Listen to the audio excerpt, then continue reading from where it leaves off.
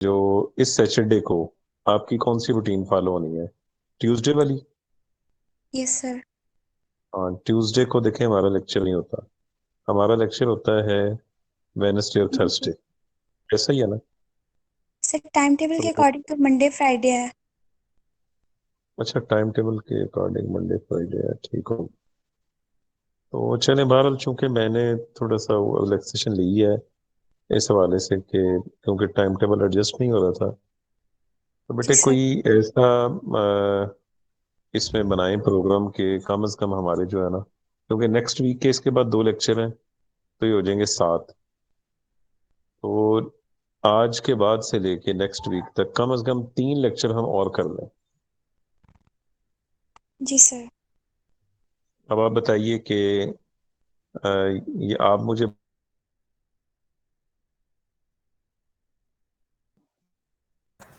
یس سر. ہاں جی ٹھیک ہے. اچھا جی، چلیں آغاز کرتے ہیں. بسم اللہ الرحمن الرحیم. رب اشرح لی صدری ویسر لی امری واحلل عقدۃ من لسانی یفقہوا قولی. حضرت مجدد الافسانی رحمۃ اللہ علیہ اور ان کی دینی ملی خدمات آج ہم اس حوالے سے پڑھیں گے. دیکھیں بیٹا، جب بھی کسی شخصیت کو پڑھتے ہیں، ان کی خدمات کو پڑھتے ہیں، تو پھر اس دور کو بھی تھوڑا سا اس کی بھی معلومات لیتے ہیں کہ آخر یہ کن حالات کے اندر یہ اتنے بڑی بڑی سروسز اور اتنی بڑی بڑی ان کی خدمات ہیں، آخر یہ کن حالات میں ایسے معاملات پیش آئے. تو سب سے پہلے حضرت مجدد الافسانی رحمۃ اللہ علیہ کا تعارف، پھر اس کے بعد ان کے دور کے اعتبار سے جو چیزیں ہیں ہم آپ کے ساتھ ڈسکس کرتے ہیں. حضرت مجدد الافسانی رحمۃ اللہ علیہ کا تعارف یہ ہے کہ آپ کی پیدائش مشرقی پنجاب کے دارالخلافہ سرہند میں ہوئی. سرہند ایک شہر ہے جی آج بھی مشرقی پنجاب کا، اور سرہندی اسی وجہ سے آپ کو کہا جاتا تھا، سرہند کے رہنے والوں کی وجہ. تو حضرت مجدد صاحب کی پیدائش وہاں پر ہوئی 1564 میں. اب یہ جو 1564 ہے نا جی، یہ اکبر کا دور ہے، اکبری عہد ہے، اکبر کی بادشاہت ہے. اس دور میں آپ پیدا ہوئے. آپ کا اسم گرامی یا اسم مبارک آپ کا احمد، لقب بدر الدین، اور آپ کے والد محترم کا نام مخدوم عبد الواحد تھا. اور آپ کا سلسلہ حضرت عمر فاروق رضی اللہ تعالیٰ عنہ سے جا ملتا ہے.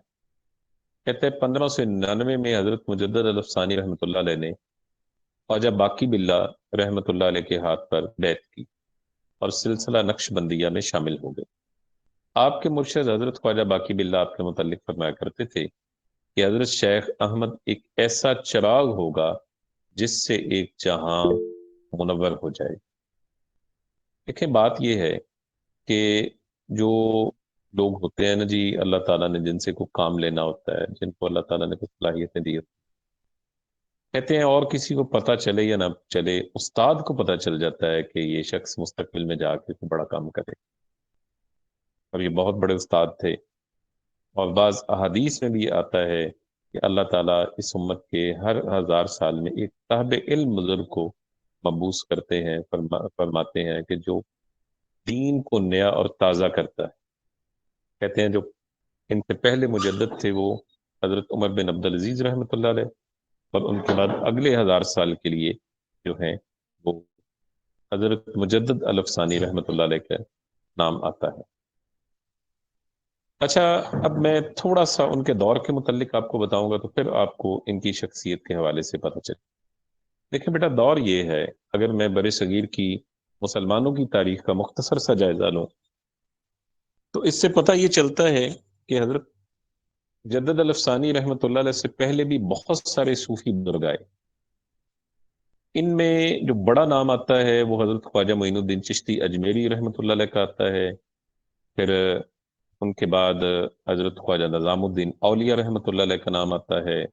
حضرت علی حجویری، علی بن عثمان علی حجویری رحمۃ اللہ علیہ، حلوہ روح داتا گنج بخش رحمۃ اللہ علیہ. اس طرح کے دیگر بزرگان دین کے نام آتے ہیں. اچھا جی، ان تمام اولیاء کرام اور بزرگان دین کا جو ایک سلسلہ تھا تصوف کا، اس تصوف کے سلسلوں کے ساتھ ہی کسی نہ کسی سلسلے سے وابستہ تھے. اب میں یہاں آپ کو یہ بتاؤں کہ تصوف کسے کہتے ہیں. تصوف کہتے ہیں جی صوفیاء کی تعلیمات کو. اور اسپیسیفک جو لفظ تصوف ہے نا، اس کا معنی ہے اللہ تعالی کے ساتھ محبت کرنا، عشق کرنا۔ اور یہ صوفیاء کا جو سلسلہ ہوتا ہے، یہ کوئی بیعت کا معاملہ ایسا تو نہیں ہے کہ کسی کی بیعت کر لی تو پھر اس کے غلام بن گئے، ایسی بات نہیں۔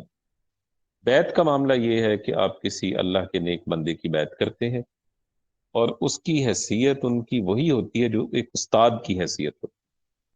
وہ آپ کو سب سے پہلے شریعت کا سبق دیتے ہیں کہ اللہ تعالیٰ کے احکامات کیا ہیں، رسول کریم صلی اللہ علیہ وسلم کی سنتیں کیا ہیں، اور ان پر کیسے عمل پیرا ہونا۔ سب سے پہلی شریعت کی تعلیم ہے۔ پھر طریقت کی تعلیم ہے کہ وہ راستہ جس کے اوپر اولیاء کرام چلے اور انہوں نے چل کے اس راستے کو اپنایا۔ تیسرا اس میں آتا ہے جو مرحلہ، وہ آتا ہے معرفت کا۔ پھر انسان کو معرفت آ جاتی ہے، وہ سمجھنے لگ جاتا ہے چیزوں کو، اور معرفت الہیہ اسے کہا جاتا ہے۔ آخر میں ہے حقیقت، دنیا کی حقیقت اس کے اوپر آشکار ہو جاتی ہیں کہ یہ دنیا اصل میں کیا ہے، اس کا بنانے کا مقصد کیا تھا، یہ ساری چیزیں۔ اب بیٹا دو باتیں میں آپ کو بتاؤں گا۔ یہ جو دور ہے مغلوں کا دور ہے۔ مغلیہ حکومت سے پہلے دور جو تھا وہ سلاطین دہلی کا دور تھا۔ اب مغلیہ حکومت کے جو بانی ہیں ان کا نام ہے ظہیر الدین بابر۔ ظہیر الدین بابر کے عہد کے اندر ہندوستان فتح ہوا، اور ظہیر الدین بابر کے بعد ہمایوں آتا ہے۔ ہمایوں ایک کمزور حکمران تھا کہ جس کے اوپر حملہ کر کے شیر شاہ سوری نے حکومت پہ قبضہ کر لیا، اس کو باہر نکالا، کہتے ہو گیا ایران۔ وہاں سے پھر ایرانی حکومت نے اس کی مدد کی، اور قزل باشوں کی فوج، ایرانی بادشاہ کی جو فوج تھی وہ اس کے ساتھ آئی، اور انہوں نے واپس آ کے پھر اس کو تخت پہ بٹھا دیا۔ شیر شاہ سوری اور اس کے بیٹے نے ان بٹوین حکومت کی، اور جب دوبارہ ہمایوں تخت پہ بیٹھا تو اس کے بعد کچھ ہی عرصے کے بعد اس کا انتقال ہو گیا۔ اس کا جو 13 سال کا تھا جلال الدین اکبر، اس کو تخت پہ بٹھا دیا۔ اب اکبر کا جو دور ہے اس لحاظ سے استقامت کا دور بھی ہے کہ وہ تقریباً 50 سال پہ، نصف صدی پہ محیط ہے۔ اکبر کے دور کی بہت ساری چیزیں امپورٹنٹ ہیں۔ اکبر کے دور کے اندر ہندوستان کے اندر امن و امان کی صورتحال بہت اچھی تھی، اور اس کی دو وجوہات بیان کی جاتی ہیں۔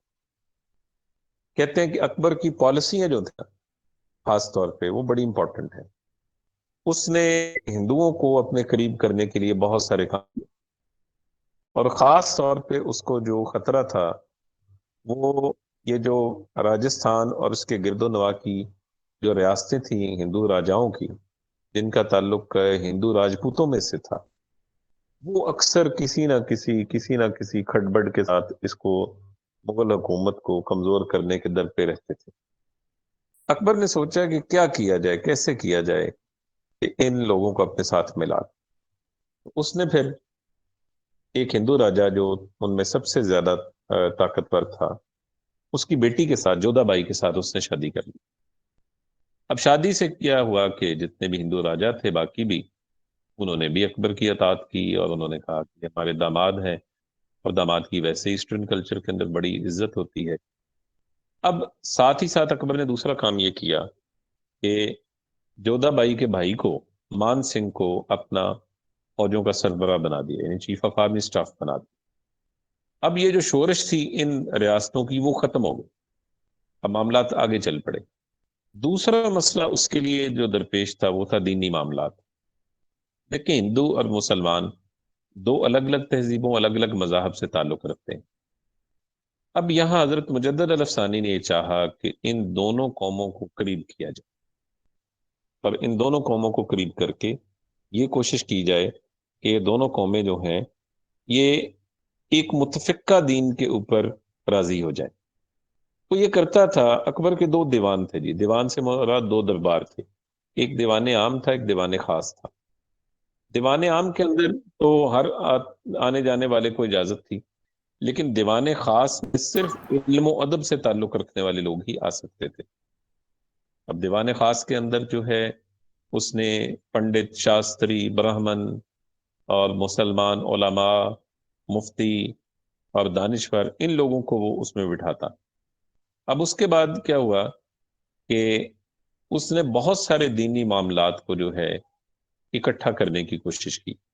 جیسے اس دور میں عام طور پہ یہ کہا جانے لگا کہ رام اور رحیم اور خدا کائنات، یہ سب چیزیں جو ہے یہ ملی ہوئی ہیں. ہندو بھگوانوں کو پوج لیتے ہیں تو مسلمان اللہ کو پوجتے ہیں. بنیادی طور پہ دونوں کا مقصد ایک ہی ہے، تو اس کائنات کے بنانے والے کو راضی کرنا چاہتے ہیں، اس کی عبادت کرتے ہیں. اب اس طرح کے تصورات آنے شروع ہو گئے. بڑے بڑے اس دور کے فلاسفر جو تھے وہ سامنے آئے.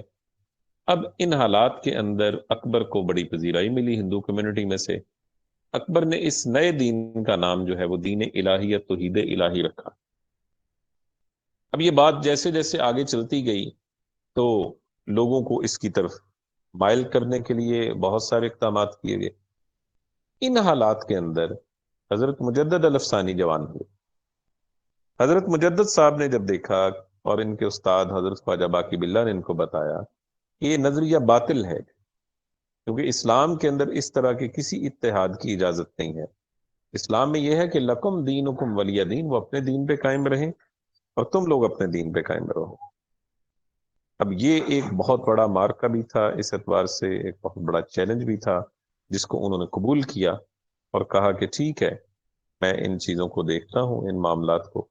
اور آپ نے پھر ان غلط پالیسیوں کے خلاف جو ہے علم بغاوت بلند کیا اور جہاد کا اعلان کیا. اور آپ نے درس و تدریس کے ذریعے سے اور اسی طرح علماء سے مل کے مختلف مواقعوں کے اوپر ان کی اصلاح کرنے کی کوشش کی.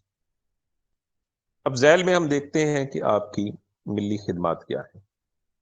سب سے پہلی ملی خدمت ہے جی تبلیغ اسلام. دیکھیں، ہر بزرگ جو بر صغیر میں ہے، آپ دیکھیں گے کہ اس کا ایک شروع سے ہی ایک موٹو تھا، ایک مقصد تھا کہ اسلام کی اشاعت ہونی چاہیے، اسلام پھیلانا ہے. اور یہ ہر دور میں چلتا رہا ہے. دیکھیں، مغلوں کے عہد میں یا سلاطین دہلی کے عہد میں، ہر دور میں ہندو کمیونٹی میں سے لوگ مسلمان ہوتے رہے. یہاں کے لوگ جتنے بھی لوگ تھے، مذاہب تھے، وہ انہی بزرگان دین کی تبلیغ سے مسلمان ہوتے رہے. یعنی وہ تبلیغ چلتی رہی، وہ کسی دور میں نہیں رکی. وہ لوگ متاثر ہو کے ساتھ ساتھ مسلمان ہوتے رہے. تو سب سے پہلا کام تو آپ نے یہ کیا، یہ تبلیغ اسلام کی. اس کے بعد آپ نے الحاد کے خلاف جہاد کی. الحاد کہتے ہیں بیٹا بے دینی کو، اور ملحد کہتے ہیں بے دین شخص کو. یہاں الحاد کے خلاف جہاد یہ تھا کہ وہ جو غلط پالیسیاں بیان کر دی گئی تھیں ان کے آڑ کے اندر آ کے جو ہے بہت سارے ایسے اقدامات کیے گئے جس سے دین اسلام کی بنیادوں کو ہلا دیا گیا. اب حضرت مجدد صاحب یہ چاہتے تھے کہ یہ بے دینی ختم ہو اور اسلام کے حقیقی اصول جو ہیں ان کو زندہ کیا جائے. اب آپ میدان عمل میں آئے اور اس بے دینی کا بھرپور مقابلہ کیا. اچھا، تیسرا جو فتنہ تھا آپ کے دور میں وہ بھگتی تحریک ہے. بھگتی تحریک کے جو بانی تھے وہ تھے ایک ہندو فلسفی سوامی رامنج، اور اسی طرح دوسرے تھے ایک ان کے ساتھ رامانند، اور جو زیادہ مشہور ہوئے ان میں وہ ہے بھگت کبیر. بھگت کبیر کی وجہ سے اسے بھگتی تحریک کہا جاتا تھا. اچھا، آپ کے علم میں یہ تو بات ہے نا کہ ہندو معاشرے میں اونچ نیچ کا بڑا تصور ہے. اعلیٰ نسل کے برہمن ہیں، پھر کھشتری ہیں، ویش ہیں، شودر ہیں. شودر سب سے گھٹیا سمجھے جاتے ہیں. لیکن بھگت کبیر نے جو بات کی نا، اس نے انسانیت کی بات کی. اس نے کہا انسانوں سے پیار کرو، محبت کرو انسانوں سے. اس نے کہا یہ کوئی اونچ نیچ نہیں ہے، یہ جو کلاسز بنی ہوئی ہے نا، اس نے کہا یہ کلاسز کوئی نہیں ہے، کوئی اونچ نیچ نہیں ہے. اس نے کہا کہ جو بھی معاملات ہیں ان کو بہتر طریقے سے حل کرنے کی کوشش کی.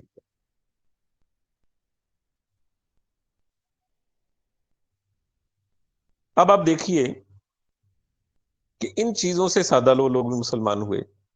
اب ان بھگتیوں نے یہ کہنا شروع کر دیا کہ رام رحیم خدا بھگوان سب ایک ہی ہستی کے نام ہیں. اور بہت سارے سادہ لوگ انسان جو ہیں وہ ان تعلیمات سے متاثر بھی ہوئے. حالانکہ دیکھیں بیٹا، اسلام کے اندر توحید کا ایک واضح تصور ہے، توحید ذات ہے، صفات ہے، ایک واضح تصور موجود ہے. اسلام کے اندر ایسی کسی توحید کا تصور نہیں ہے کہ جس کے اندر آپ دوسرے کو کہیں کہ جی ٹھیک ہے، آپ بھی ٹھیک ہے، میں بھی ٹھیک ہوں. نہیں بھائی، ایک وقت میں حق ایک ہی ہو سکتا ہے، ایک وقت میں سچائی ایک ہی ہو سکتی ہے. تو آپ نے لوگوں سے کہا کہ یہ جو ان پجاریوں کا کام ہے، یہ جو بھگتی کر رہے ہیں، یہ شوگر کوٹڈ گولی آپ کو دے رہے ہیں، اور اس شوگر کوٹڈ گولی کے اندر زہر بھرا ہوا ہے، تو اس لیے اس سے بچا جائے. یہ شکر میں لپٹی زہر کی گولی ہے، اس سے بچا جائے. تو حضرت مجدد صاحب نے ہندو بھگتیوں کی اس سازش کو بے نقاب کیا، اور انہوں نے مسلمانوں کو باور کروایا کہ ان کا مقصد اسلام کو ہندو مت میں ضم کرنا ہے، اس لیے ان سے بچے. اور پھر آپ کی تبلیغ کی وجہ سے اس فتنے سے مسلمان کافی حد تک بچے. اور حضرت کبیر کے متعلق آتا ہے جی، بڑا درد دل آدمی تھا. وہ روتا تھا، بات بات پر رونا شروع کر دیتا تھا. انسانیت کو جب وہ اونچ نیچ دیکھتا نا، دیکھیں بیٹا، جتنے بھی بڑے لوگ ہوئے ہیں نا، انہوں نے ایک چیز کو ضرور دیکھا ہے، اور وہ یہ دیکھا ہے کہ انسانی اعتبار سے اونچ نیچ نہ ہو. ٹھیک ہے، ہم دنیا کا نظام چلانے کے لیے ایک سسٹم بناتے ہیں، عہدے بناتے ہیں، انتظامی عہدے بناتے ہیں، ایک سسٹم بناتے ہیں، ٹھیک ہے، ہمیں اسے فالو کرنا چاہیے. گھر کے اندر بھی دیکھیں نا، اگر 5-6 افراد ہیں تو سب کے سب انسانی اعتبار سے ایک ہے، لیکن باپ کا رتبہ کیوں زیادہ ہے؟ کیونکہ اس کی ذمہ داری سب سے زیادہ ہے. ماں کا مرتبہ کیوں زیادہ ہے؟ کیونکہ اس کی قربانیاں بہت زیادہ ہیں. بڑے بھائی کو کیوں عزت کی نگاہ سے دیکھا جاتا ہے؟ کیونکہ بڑا ہونے کے ناطے سب سے پہلے آپ کے لیے معاشی طور پہ آپ کو خوشحال کرنے کے لیے کمانا شروع کر دیتا ہے. تو یہ ساری چیزیں، تو آپ نے یہ کہا، انہوں نے بھگت کبیر نے، کہ سب انسانوں کو برابر کر دو. اسلام بھی سب کو برابر کرتا ہے، لیکن بیٹا جس جگہ پہ اسلام یہ کہتا ہے کہ لوگوں کو ان کے مقام اور مرتبے کے مطابق ڈیل کرو، ان کے مقام اور مرتبے کے مطابق ان سے ملو، یہ کیا ہے؟ یہ انسانی عظمت ہے. یہ کیا ہے؟ یہ انسانی عظمت ہے. کیونکہ قرآن مجید میں آتا ہے کہ سب انسان ایک مرد اور عورت کی اولاد ہے، لیکن ان کے اندر عزت والا کون ہے؟ جو ان میں سے متقی ہے، پرہیزگار ہے، وہ ان میں سے عزت والا ہے. اب مسلم معاشرے کی اصلاح کا آپ نے بیڑا اٹھایا. دیکھیں، ہندو اثرات کے زیر اثر بہت سارے تہوار، دیوالی، ہولی، دسہرہ، اس کے اندر مسلمان بھی جاتے، شریک ہوتے، ناچتے گاتے، سارا کچھ ہوتا، اور ان کی عبادت گاہوں میں بھی چلے جاتے، اور اسی طرح بہت سارے معاملات کے اندر ان کے ساتھ شریک ہوتے. آپ نے اس سے منع کیا، آپ نے کہا نہیں، وہ اپنے دین پہ قائم رہیں، ان کو حق حاصل ہے، لیکن کسی مسلمان کو یہ حق حاصل نہیں ہے وہ شعار اسلام کو چھوڑ کے ہندوانہ جو طریقہ عبادت ہے اس کے اندر شامل ہو. تو آپ نے خالصتاً اسلام کو یا خالصتاً اسلامی رنگ کو اجاگر کرنے کی کوشش کی. ہندو جارحیت کا مقابلہ، جیسا کہ میں نے آپ کو بتایا نا بیٹا کہ اکبر ہندوؤں پہ بہت مہربان تھا.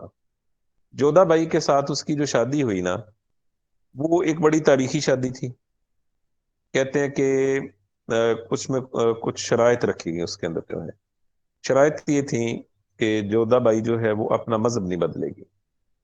اس بات کو مان لیا گیا، ٹھیک ہے، وہ ہندو رہے گی.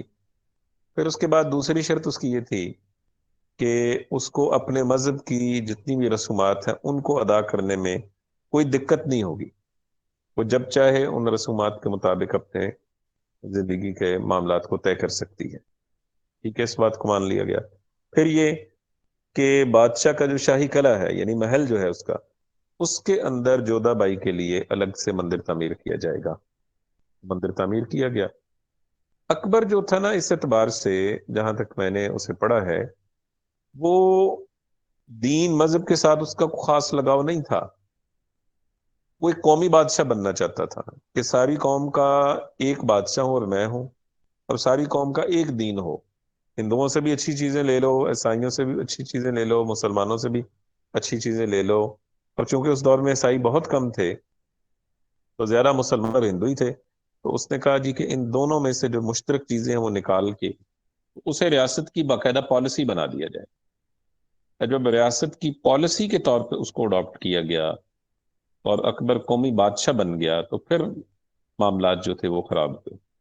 اب ہندو بہت خوش تھے اکبر کے پورے دور میں، آج بھی آپ دیکھیں گے کہ وہ اکبر کے اور بیربل کے قصے، اکبر بادشاہ کی انصاف کی باتیں، کارٹون اکبر بادشاہ کے، مغل اعظم، اور جناب کئی فلمیں اکبر کے اوپر انہوں نے بنائی ہیں۔ یہ جو باقی مسلمان حکمران تھے، انہوں نے ان ہندوؤں کا کیا بگاڑا تھا؟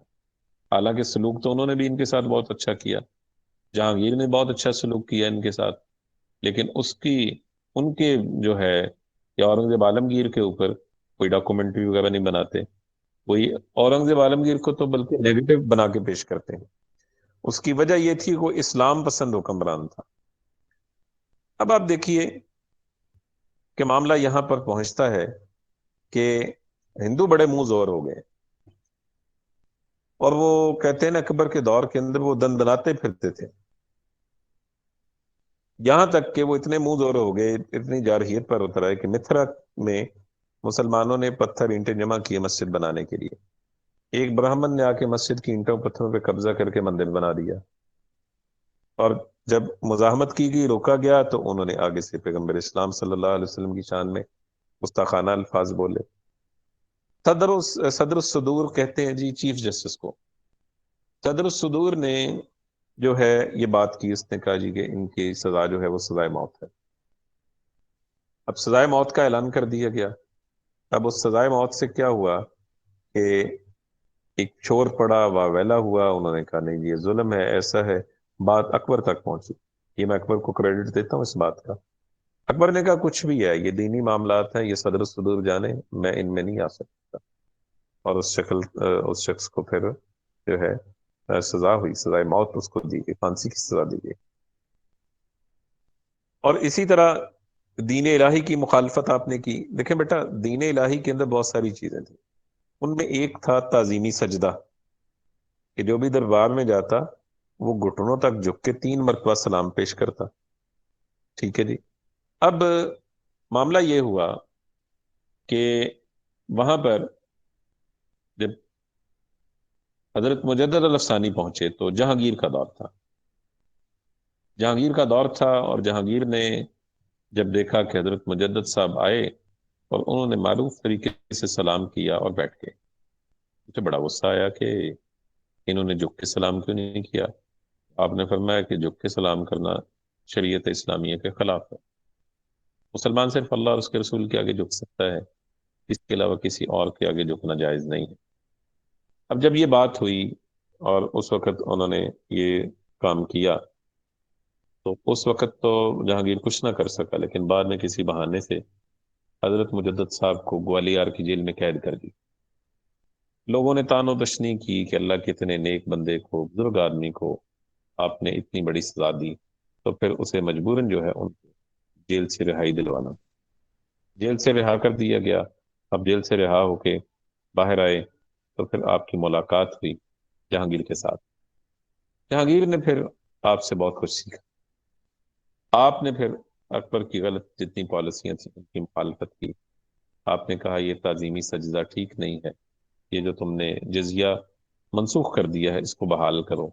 جزیہ وہ ٹیکس ہوتا ہے بیٹا جو اسلامی ریاست میں رہنے والے نان مسلم دیے جاتے ہیں۔ تو یہ سن لیں کہ اس کی معاشی حیثیت کے مطابق اس کے اوپر ہوتا ہے، اور عورتوں، بچوں، بوڑھوں سے، معذوروں سے یہ ٹیکس نہیں لیا جاتا، کیونکہ دیکھیں بیٹا اس کی وجہ ہے کہ یہ ٹیکس جو ہے صرف مخصوص ان لوگوں سے لیا جاتا ہے کہ جو کما رہے ہوتے ہیں، اور ان لوگوں سے نہیں لیا جاتا کہ جو بے روزگار ہوتے ہیں۔ ایسے ہی آپ نے اسلامی قوانین کی بحالی کی بات کی، اور پھر کہتے ہیں جہانگیر نے آپ کے کہنے پر سارے اسلامی قوانین بحال کیے، سکوں کے اوپر کلمہ طیبہ درج کروایا، گائے کے ذبح کرنے پہ پابندی تھی، اس پابندی کو اس نے ختم کیا۔ پھر اس نے جو شرعی ٹیکس تھا اس کے ساتھ ساتھ اس نے ہجری سن کا بھی آغاز کر دیا۔ پھر اس نے جو مسجدیں شہید ہوئی تھیں ان کو بھی دوبارہ تعمیر کرنے کا بھی حکم دے دیا، اور شراب کے اوپر پابندی لگا دی۔ جو بھی کر سکتا تھا، جو احکامات اس نے اشاعت اسلام کے لیے دیے، سب اس نے کی۔ اب حضرت مجدد صاحب اس سے بہت خوش ہوئے، اور حضرت مجدد صاحب نے اکبر کے جو درباری علماء تھے ان سے مناظرے کی۔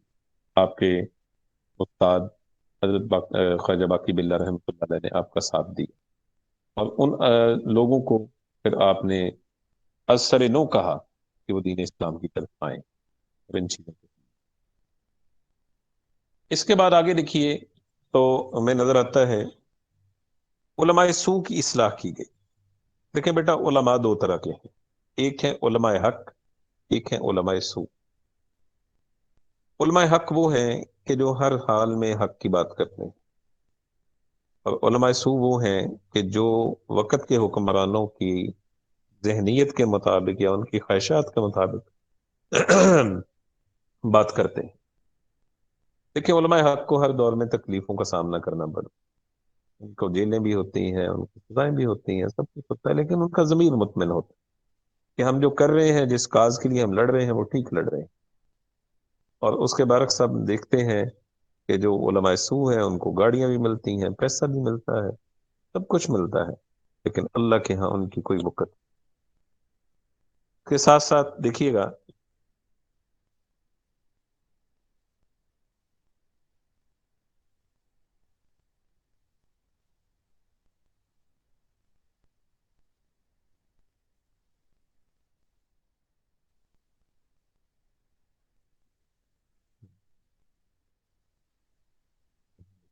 بیٹا، ذرا 2 منٹ ٹھہریے گا، اذان ہو رہی ہے پیچھے، یہ میں سن لوں بس، پھر اس ٹاپک کو وائنڈ اپ کر۔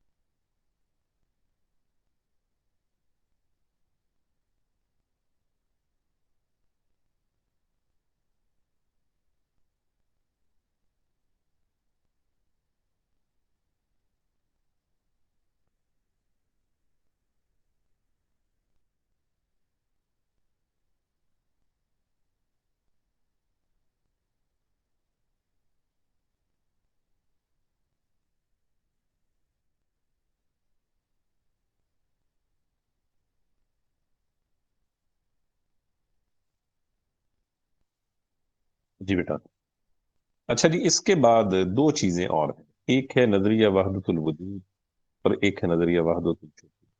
میں صرف چند الفاظ میں آپ کو یہ دونوں نظریات ابھی سمجھا۔ نظریہ وحدت الوجود یہ تھا کہ جتنے مظاہر فطرت ہیں، آگ، پانی، درخت، سورج، چرند پرند، جو بھی نظر آتا ہے، تو جو لوگ ان کی پرستش کرتے ہیں وہ بھی اصل میں خدا کی ہی پرستش کرتے ہیں، یعنی جو ان کو پوجتے ہیں، ان کی عبادت کرتے ہیں، وہ دراصل خدا ہی کی عبادت کرتے ہیں۔ یہ نظریہ تھا ایک وحدت ادیان کا کہ جی سارے مذہب ہی ٹھیک ہیں، ہر مذہب اپنے اپنے طریقے سے خدا کو یاد کرتا ہے تو ٹھیک ہے، لیکن حضرت مجدد صاحب نے کہا کہ نہیں، ایسی بات نہیں ہے، دین وہی ہے جیسے قرآن میں آتا ہے نا، ان الدین عند اللہ الاسلام، کہ اللہ کے نزدیک دین صرف دین اسلام ہے۔ آپ نے وحدت الشہود کا تصور دیا، آپ نے کہا کہ نہیں، ہر چیز جو کچھ آپ کو نظر آتی اس کائنات کے اندر اللہ تعالیٰ کے ہونے کی گواہی دیتی، اور آپ نے کہا کہ کوئی اپنے آپ کو ان الحق نہ کہے، کیونکہ حق صرف اللہ کی بات کی ایک کیفیت ہوتی ہے نا، بعض دفعہ انسان اللہ کے اتنا قریب ہو جاتا ہے، اتنی اس کو معرفت مل جاتی ہے کہ وہ سمجھنا شروع کر دیتا ہے کہ اللہ اس کے دل میں، اور یہ ہے بھی، حدیث بھی ہے کہ اللہ تعالیٰ فرماتے ہیں کہ میں کہیں نہیں سما سکتا، میں سماتا ہوں تو صرف بندہ مومن کے دل۔ تو یہ نہ کہا جائے کہ انا الحق، بلکہ کہا جائے انا عبدہ، میں بندہ ہوں، میں اس کا بندہ ہوں۔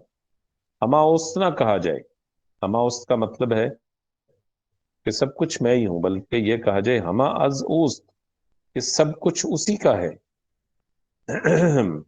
آپ نے اس فلسفے کی تردید کی، وحدت الوجود کی اور وحدت الشہود کا نظریہ دیا۔ آپ نے تصوف کی اصلاح کی۔ دیکھیں بیٹا، سٹارٹ میں جیسے میں نے آپ کو بتایا، صوفیاء کے پاس بیٹھنا، ان کی تعلیمات سننا، یہ غلط نہیں ہے، لیکن اس وقت تک درست ہے جب تک وہ صوفی آپ کو وہ جو بات کر رہا ہے اللہ اور اس کے رسول کی بات کرتا ہے، یا قرآن سے بات کرے یا حدیث سے بات کرے، تو پھر ٹھیک ہے۔ تو تصوف کی اصلاح جو ہے آپ نے کی، آپ نے کہا کہ یہ جاہل طریقے سے لوگوں کو اپنے ساتھ ملا لینا اور پرانی رسومات کو بھی ساتھ لے کے چلنا، یہ درست نہیں۔ بدعات کا خاتمہ، بدعت آپ سمجھتے ہیں کہ گمراہی کا نام ہے، اور بدعت جو ہے یہ سنت کی ضد ہے۔ کہ قرآن مجید میں آتا ہے کہ کلو بدعت ضلالہ، ہر بدعت گمراہی، کلو ضلالۃ فی النار، اور ہر گمراہی جو ہے وہ جہنم میں لے کر جائے۔ پھر دو قومی نظریے کی آپ نے بات کی۔ دیکھیں یہ ہندوستان کے پہلی وہ شخصیت ہے جنہوں نے دو قومی نظریے کی بات کی۔ کہ دو قومی نظریہ کیا ہے؟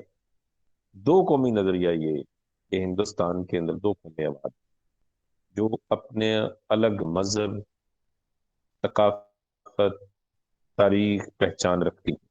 آپ نے اس وقت یہ بات کی، آپ نے کہا کہ ان کو ایک قوم نہ بناؤ، کوئی دین الہی یا توحید الہی نام کا کوئی دین لا کے کہو جی کہ ساری ہندو اور مسلم ایک ہو جائے۔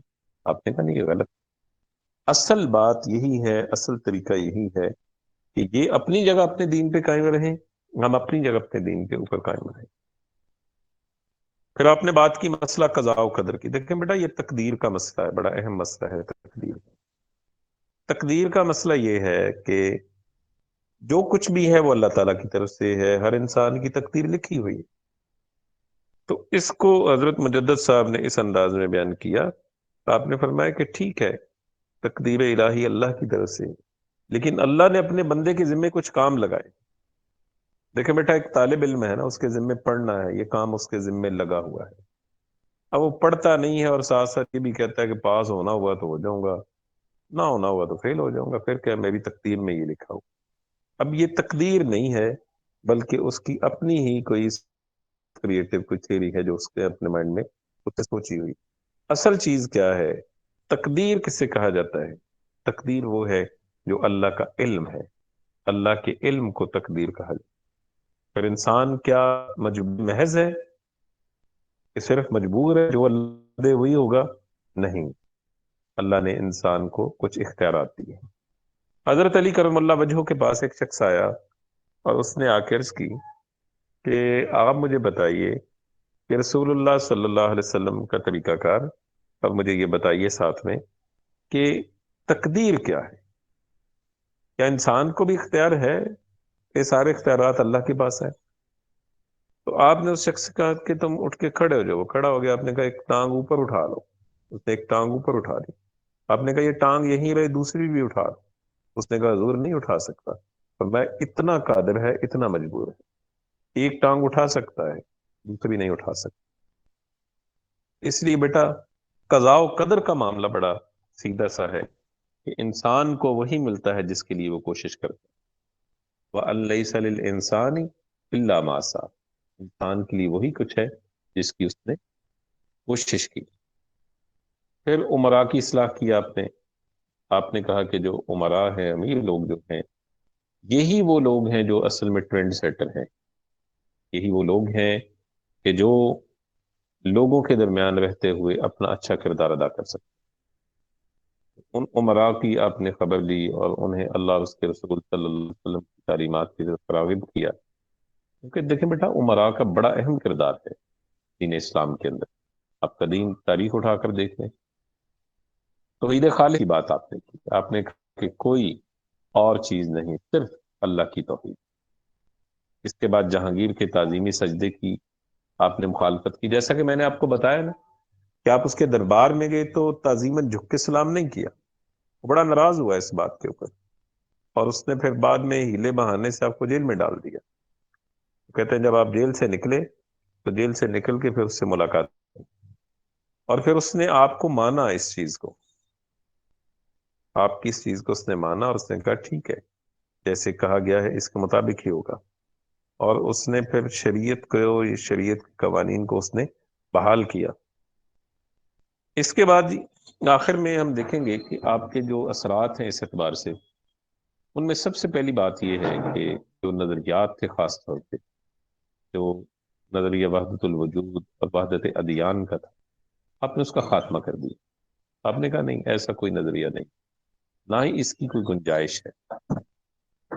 پھر آپ نے جہانگیر کے تعظیمی سجدے کی آپ نے مخالفت کی، اور آپ نے کہا درباری امراء سے کہ یہ بات درست نہیں ہے، ہر بات کے اندر ہاں میں ہاں نہیں ملائی جا سکتی۔ تبلیغ کی آپ نے، شریعت کی پابندی کی ایک طرف آپ نے جو ہے اشارہ دیا۔ آپ نے بدعات اور غیر اسلامی رسم و رواج کے خاتمے کے لیے اہم کردار ادا کیا۔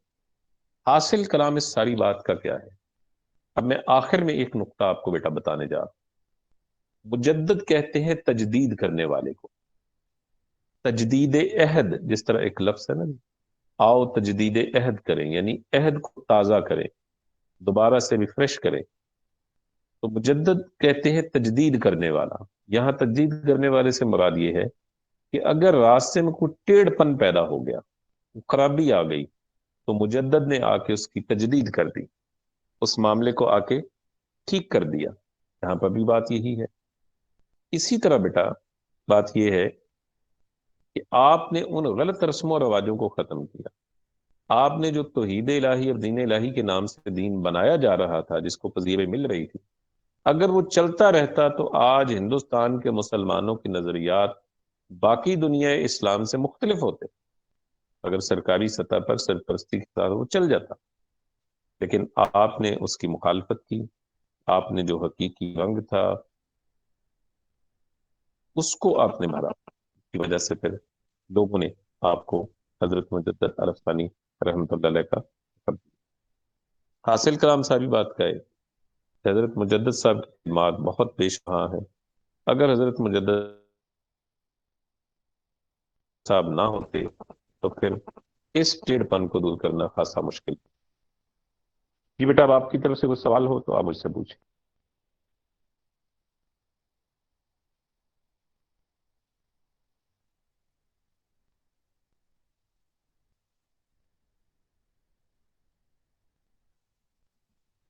جی بیٹا، کوئی سوال نہیں ہے؟ نو سر۔ جی اچھا، چلیے بیٹا، پھر میں یہی بات آپ سے کر رہا تھا کہ 3-4 لیکچر مجھے آپ کے کوئی شیڈیول کرنے ہیں، اس کی میں فیزیبلٹی بنا کے پھر آپ لوگوں کے ساتھ شیئر کر لوں گا، ٹھیک ہے؟ وہ پھر ہم اس طرح سے جو ہے نا وہ لیکچر جو ہے ان کو مینج کر لیں گے، ٹھیک ہے بیٹا؟ جی سر۔ جی چلیے، وش یو بیسٹ آف لک، اللہ تعالیٰ آپ کا حامی و ناصر ہو، ٹھیک ہے؟ اوکے، اللہ حافظ۔